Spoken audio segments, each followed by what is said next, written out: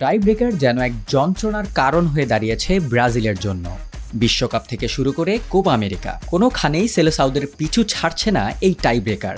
অসহায়ের মতো আত্মসমর্পণ করে শূন্য হাতেই ব্রাজিলকে বারবার বাড়ি ফিরতে হচ্ছে এই টাই ব্রেকারে হেরে।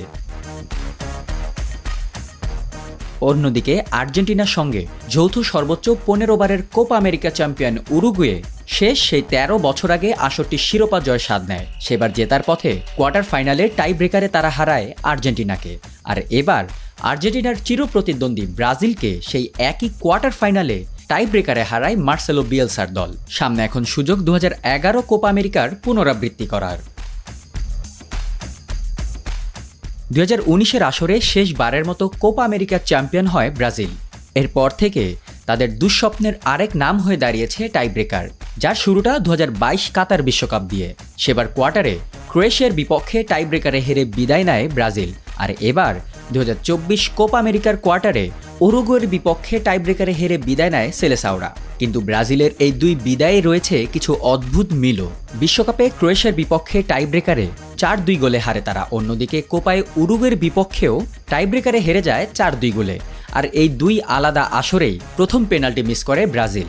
যন্ত্রণা, এই টাই ব্রেকার নামক যন্ত্রণা ব্রাজিলকে আর কত বছর ভোগায় সেটি দেখার পালা।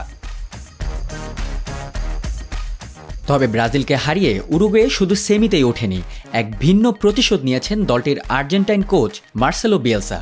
এর আগে ৩ বার ব্রাজিলের বিপক্ষে নকআউটে হেরে বিদায় নেয় তার অধীনে থাকা দল। প্রথমবার ১৯৯৯-এর কোপার কোয়ার্টারে রিভালদো রোনাল্ডোদের বিপক্ষে ২-১ গোলে হেরে বিদায় নেয় বিয়েলসার আর্জেন্টিনা।